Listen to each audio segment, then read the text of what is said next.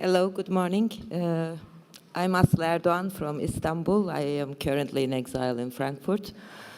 I'm only a writer, basically, of literature, an author of 9 books, translated to 19 languages, with over 24 prizes.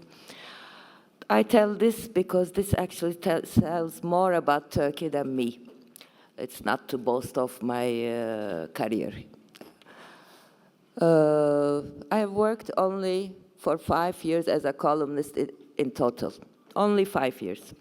3 years in a newspaper, Radical, leftist, but still mainstream paper, back in the 90s, the good old days.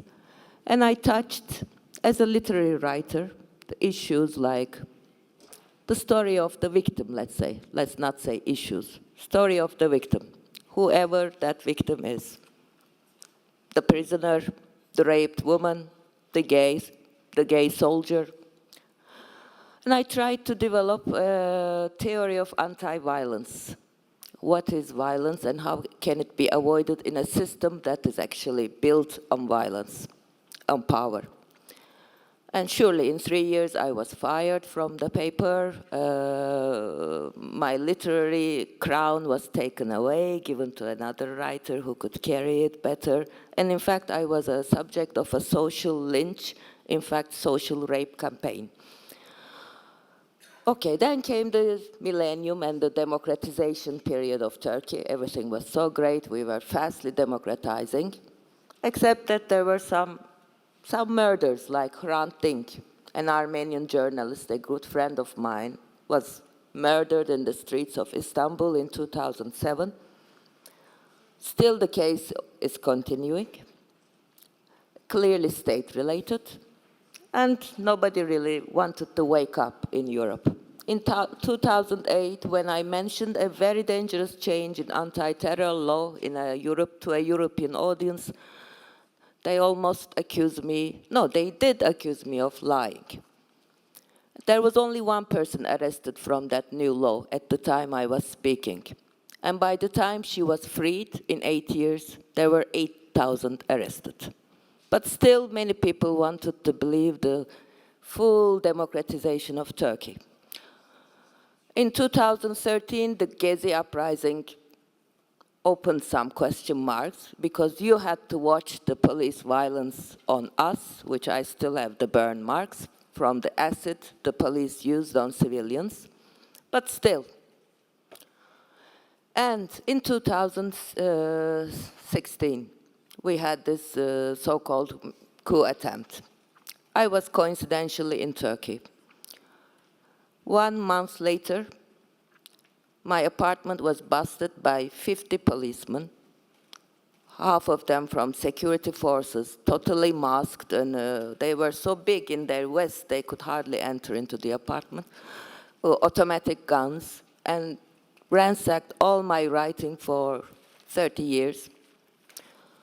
And didn't even let me dress. I was in shorts meanwhile, which added to the irony of this fully dressed man in the summer heat. And then taken to a police station in a cage, basically with 3 other women for 48 hours. But it was actually very good, with luxury VIP treatment for Turkish standards. The police were very gentle and respectful to me. At that time, it was only 1 month after the coup, attempted coup, and already there were 40,000 arrests. When I was arrested, in 2 days, there was a big room like that, people sitting on the grounds. There were no more enough handcuffs, so their hands were tied. Assembly line of arrests. Every minute someone was arrested. They were all soldiers, hundreds, thousands maybe. And I was arrested by a judge almost half my age because 2,500 judges were in jail at that time. So they had to recruit those new people who could hardly, sorry to say, speak even Turkish. And the prosecutor was quite apologetic and made for sure that I understand. I'm arrested from the orders from the very top. So what was I arrested for? I was on the advisory board of a little newspaper, Özgür Gündem. It's pro-Kurdish newspaper. It has many cases against it, but it is perfectly legal, which pays its tax every month. And the advisory board we were invited 5 years ago, totally symbolic names.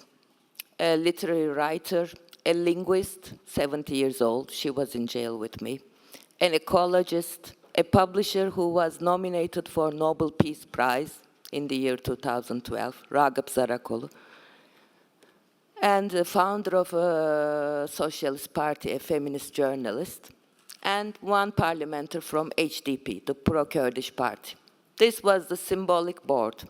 And all those 5 years, there were hundreds of cases against the newspaper, but none of it was reflected to us because press law is very clear. For all published material, either the author, if it's anonymous, the editor-in-chief is responsible. No advisor had ever been arrested in Turkey before me. I'm the first. I mean, I advise, I don't execute. The name is very clear. It was completely against law. And what was I accused with? 302, the heaviest article in the Turkish court, destruction of the unity of the state, which is what Öcalan is sentenced from, and it was death sentence until 1999. So in fact, I am the only female literary writer in the Turkish history who was more or less asked a death sentence. The death sentence might come back any moment in Turkey. Then that will be the sentence they are asking for me. And for 5 of us, the ecologist, the linguist, whose average age is 70, the publisher, and you know why not 6? The HDP parliamentary, they didn't even open charges against him. It was such a Kafkaesque case, if it is not an insult to Kafka. And ours was and only out of these 5, 2 were arrested, me and the 70-year-old linguist, Necmiye Alpay. We were in the same prison. And 2 weeks later, again, another Kafkaesque indictment became a joke on the papers. A renowned Turkish novelist and very important columnist, Ahmet Altan, was accused of giving subliminal messages on TV.